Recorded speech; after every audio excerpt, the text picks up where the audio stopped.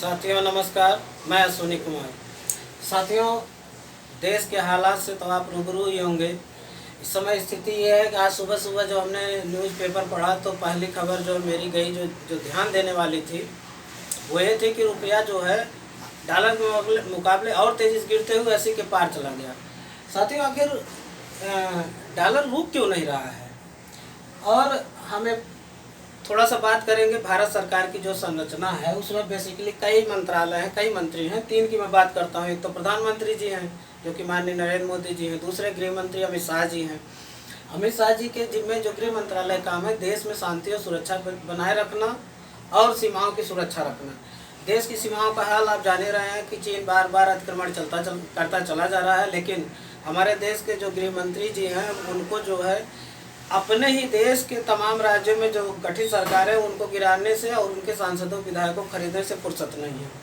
अब हम बात करते हैं वित्त मंत्री जी की, जो कि निर्मला सीतारमण जी हैं, और साथ में रेलवे का प्रभार भी देख रहे हैं। रेल मंत्रालय का जब रेल मंत्रालय का जब विलय किया गया, ख़त्म किया गया, तो रेलवे वाला जो पूरा विभाग था वो वित्त मंत्री ही देख रही हैं।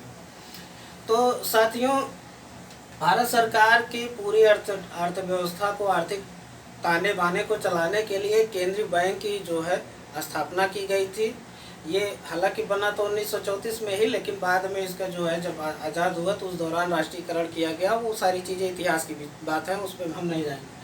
तो आरबीआई का जो गठन किया गया, आरबीआई का काम यह है कि देश में रुपये का मैनेजमेंट किया जाए, महंगाई बढ़ने न पाए और लोगों की पहुंच आर्थिक संसाधनों तक बनी रहे। और आरबीआई का एक गवर्नर होता है, पूरी गवर्निंग बॉडी होती है। गवर्नर इस समय आरबीआई के हैं शक्तिकांत दास जी।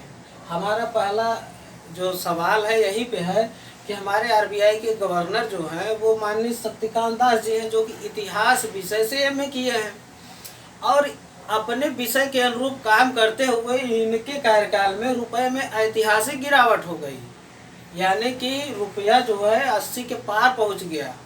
साथियों, और दूसरी चीज़, एक चीज़ और मैं कह दूँ कि हमारा जो विदेशी मुद्रा भंडार था वो 580 अरब डॉलर वर्तमान में था, जिसको कि सरकार ने आरबीआई के गवर्नर ने घोषणा किया। पता नहीं वो आरबीआई गवर्नर का निर्णय होता भी है कि सीधे पीएमओ का निर्णय होता है, भाई ऐसा ऐसा करना है, क्योंकि तुम्हारी तो डिग्री वैसे भी अर्थशास्त्र की है नहीं, तुमको तो खाली रबर स्टैम्प तरह काम करना है। तो 100 अरब डॉलर की बिक्री करने जा रहे हैं। साथियों, पहला सवाल यह है कि जहाँ पे अर्थशास्त्री होना चाहिए था वहाँ पे एक इतिहास पुरुष को क्यों बैठाया गया है? क्या इसीलिए कि रुपए में ऐतिहासिक गिरावट को ला सके? दूसरा सवाल यह है कि प्रधानमंत्री मोदी जी, आपने कहा था कि हम देश को 5 ट्रिलियन की इकोनॉमी बनाएंगे, और आपके समय में रुपये की स्थिति इतनी कमज़ोर हो गई, बेचारा दुबक गया है, डॉलर के सामने तो पढ़ना ही नहीं चाहता, उसको तो शर्म आ रही है कि अरे डॉलर के सामने कैसे हम मुंह दिखाएं, हमारी स्थिति इतनी ख़राब चल रही है। और जब 5 ट्रिलियन डॉलर की इकोनॉमी का आप बात करते थे, तो दूसरी तरफ आप कहते हैं कि हमारे पास सेना देने का पैसा नहीं, इसलिए हमने अग्निपथ स्कीम लाया है। रेलवे का संचालन आप ठीक से नहीं कर पा रहे थे, तो आपने रेलवे में निजीकरण तेजी से किया। और आप देखिए कि वित्त मंत्री जी जब आती हैं, एक बार इनसे पत्रकारों ने सवाल पूछा प्याज की महंगाई पे, तो इनका जवाब था कि मैं तो प्याज खाती ही नहीं हूँ। तो निर्मला जी, हम आपसे पूछना चाहते हैं, क्या आप रोटी दाल खाती हैं कि वो भी नहीं खाती हैं? और जब आप रोटी दाल नहीं खाती हैं तो बता ही दीजिए, जो है केवल हवा और पानी से आपका काम चल जाता है। अभी तक आपका काम क्या था कि आपने रेलवे को बेचा, बंदरगाह बेचा, जहाज बेचे, सड़कें बेची, तेल की कंपनियां, गैस की कंपनियां, कोयले की कंपनियां और भारत सरकार के तमाम चीज़ बेचते बेचते आपका पेट नहीं भरा। तो आप आरबीआई की जो मुद्रा भंडार जो बचा हुआ है, जिसकी बदौलत हम ज़्यादा दिन तक जो है वैश्विक बाज़ार में टिके रह सकते हैं, आप उसकी बिक्री पे आ गई हैं। साथियों, 580 में से अगर 100 आप घटा रहे हैं तो एक मान चलिए कि लगभग आप 20% की बिक्री करने जा रही हैं। यानी कि अगर यही स्थिति रही तो आने वाले 8 से 10 महीने बाद आपके पास जो है जो डॉलर है वो 0 हो जाएगा। और जब डॉलर जीरो होगा तो वही श्रीलंका वाली स्थिति होगी, जो तमाम अर्थशास्त्री इस बात की आशंका व्यक्त कर रहे हैं कि भारत भी श्रीलंका की राह पे चल रहा है, वो ऐसे हवा में नहीं कर रहे हैं। चूँकि शक्तिकांत दास जी ऐतिहासिक पुरुष हैं, इनको क्या फ़र्क पड़ता है। फर्क तो देश के इतिहास, जो बड़े अर्थशास्त्री हैं, जिनको देश से प्यार है, जो इस देश से मोहब्बत करते हैं, जिनको इस देश को बनाए रखना है, बचाए रखना है, वो इस चीज़ चिंता कर रहे हैं कि हमारी अर्थव्यवस्था की जो गर्त में जा रही है, इसको कैसे रोका जाए। और एक चीज़ मैं आपको ध्यान दिला दूँ साथियों, जहाँ आज शक्तिकांत दास जी बैठे, कभी यहाँ पे मनमोहन सिंह भी बैठे हुए थे, और प्रधानमंत्री मोदी जी जिस पद पर बैठे हुए हैं वहाँ पे भी मनमोहन सिंह बैठे हुए थे। और विपक्ष के पास कोई योजना नहीं है। संसद का सत्र चल रहा है, सिवाय वहाँ हाँ हाँ करने की कुछ नहीं करेंगे। संसद सत्र खत्म हो जाएगा, विपक्षी नेता अपने अपने घर चले जाएंगे।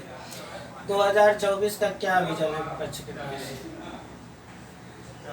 विपक्ष के पास 2024 का कोई विजन नहीं है। जबकि बीजेपी के बड़े नेता देश की सीमाओं की सुरक्षा भले न कर पाएँ, रुपया गिर रहा है उसको भले न रोक पाएँ, आर्थिक संसाधन डूब रहे हैं उसको भले न रोक पाएँ, लेकिन चुनाव जीतने की रणनीति इनको अच्छे से मालूम है, बहुत अच्छे से करेंगे। आप खुद सोचिए कि रुपया गिर रहा है, सब कुछ हो रहा है, 10 रुपये की चीज़ 12 में मिलेगी, यानी कि जो चीज़ 100 रुपये का आप पा रहे हैं 120 की पाएंगे, 20% वृद्धि होगी। लेकिन अडानी, अंबानी, बिरला और बड़े जितने पूंजीपति हैं वो अरबों खरबों रुपए कमा रहे हैं। अरे पता नहीं कौन सा अर्थशास्त्र चल रहा है यहाँ पे। जब तक किसी अर्थशास्त्री को नहीं बैठाया जाएगा, योग्य अर्थशास्त्री को, तब तक ऐसे चलता रहेगा। निर्मला सीतारमन जी प्याज नहीं खाती हैं, रोटी दाल नहीं खाती हैं, पता नहीं खाती भी क्या खाती हैं, तो उनको महंगाई से कोई फ़र्क पड़ने वाला है नहीं। फ़र्क आपको पड़ेगा। रुपया ऐसे ही गिरता रहा तो महंगाई आप पे बढ़ेगी, कंपनियां भारत की डूबेंगी, बेरोजगारी यहाँ बढ़ेगी, शिक्षा और स्वास्थ्य आपका प्रभावित होगा। इसलिए 2024 की चिंता आप करिए। 2024 के लिए आप अभी से तैयारी शुरू करिए। इस निकम्मी सरकार को, जो कि इस लायक नहीं है, जिसको आपने दोबारा कार्यकाल दे दिया, इनको सत्ता के बाहर करिए, तभी देश की अर्थव्यवस्था, देश की सुरक्षा, देश की संप्रभुता सुरक्षित रहेगी और देश में अमन चैन कायम होगा। धन्यवाद साथियों।